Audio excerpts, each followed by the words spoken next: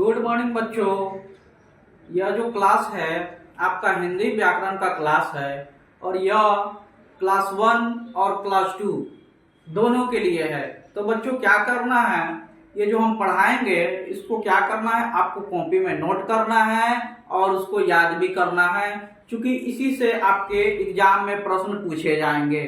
तो बच्चों सबसे पहले क्या कीजिए, आप लोग कॉपी निकालिए और इसको लिखिए और साथ में सुनते रहिए और इसको याद भी करना है। तो हम लोग ये जो चैप्टर है वर्ण विचार, तो वर्ण विचार हम लोग ये चैप्टर आज पढ़ेंगे। तो इसमें क्वेश्चन यह है कि वर्ण किसे कहते हैं। वर्ण किसे कहते हैं? तो वर्ण उस मूल ध्वनि को कहते हैं जिसके खंड या टुकड़े नहीं किए जा सकते हैं। बच्चों वर्ण उस मूल ध्वनि को कहते हैं जिसके खंड या टुकड़े नहीं किए जा सकते हैं। जैसे ओ, आ, को, टो इत्यादि, ये जो लिखा गया है इसका खंड या टुकड़ा नहीं किया जा सकता है। आगे बढ़ेंगे, वर्ण के कितने भेद होते हैं, यानी प्रश्न ये रहा कि वर्ण के कितने भेद होते हैं। तो वर्ण के 2 भेद होते हैं। वर्ण के कितने भेद होते हैं बच्चों? तो वर्ण के 2 भेद होते हैं। एक को बोलते हैं स्वर वर्ण और दूसरी को बोलते हैं व्यंजन वर्ण। यानी फर्स्ट को बोलेंगे स्वर वर्ण और सेकेंड को बोलेंगे व्यंजन वर्ण। तो आगे समझेंगे स्वर किसे कहते हैं, यानी क्वेश्चन ये रहा कि स्वर किसे कहते हैं। तो इसका आंसर होगा स्वर उन वर्णों को कहते हैं, ध्यान से सुनिएगा, स्वर उन वर्णों को कहते हैं जिनके उच्चारण बिना किसी दूसरे वर्णों की सहायता से होती है। एक बार और सुन लीजिए, स्वर उन वर्णों को कहते हैं जिनका उच्चारण बिना किसी दूसरे वर्णों के सहायता से होती है। जैसे एग्जाम्पल ले लेते हैं, ओ, आ, छोटी ई, बड़ी ई, छोटा ऊ, बड़ा ऊ, री, ए, ऐ, ओ और औ, यह सभी स्वर कहलाएंगे और इनकी संख्या 11 होती है। आप इसको यहाँ से काउंट कीजिए, 1 2 3 4 5 6 7 8 9 10 और 11, यानी स्वरों की संख्या 11 होती है।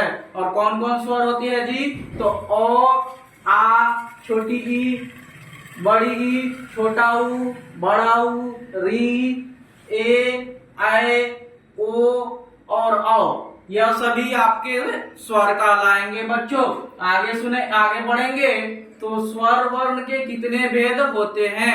स्वर वर्ण के कितने भेद होते हैं? तो स्वर वर्ण के 2 भेद होते हैं। बच्चों स्वर वर्ण के कितने भेद होते हैं? तो स्वर वर्णों के 2 भेद होते हैं। एक को बोलते हैं मूल स्वर और दूसरे को बोलते हैं संयुक्त स्वर। यानी स्वर वर्ण के 2 भेद होते हैं और एक को बोलेंगे मूल स्वर और दूसरे को बोलेंगे संयुक्त स्वर। अब आगे बढ़ेंगे, मूल स्वर यानी मूल स्वर को हम समझेंगे।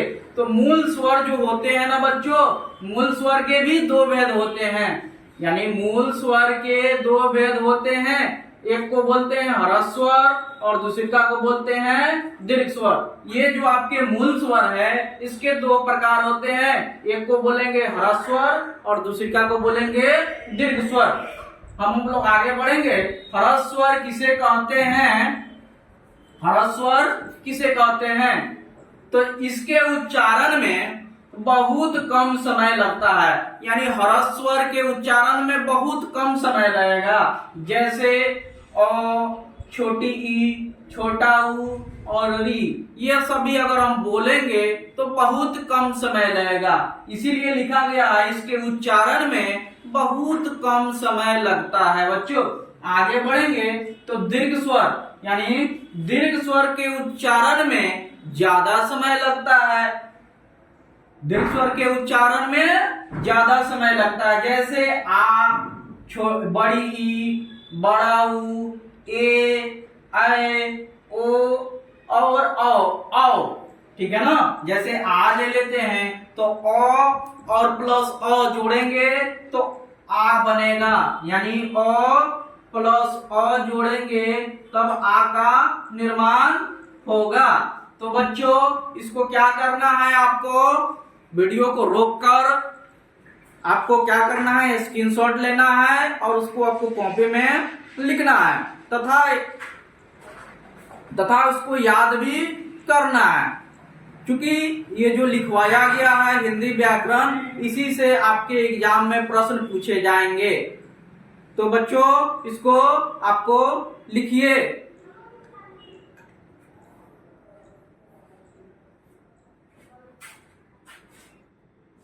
और याद भी कीजिए।